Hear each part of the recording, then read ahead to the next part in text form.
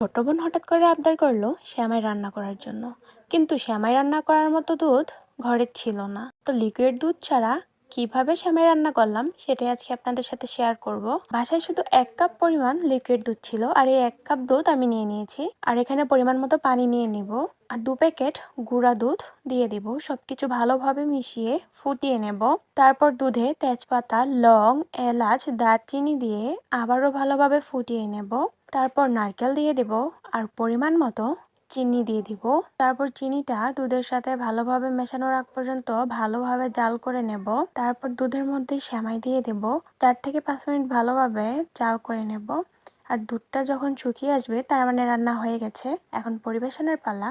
সেমাই পরিবেশন করার সময় উপরে একটু বাদাম ছড়িয়ে দিয়েছি।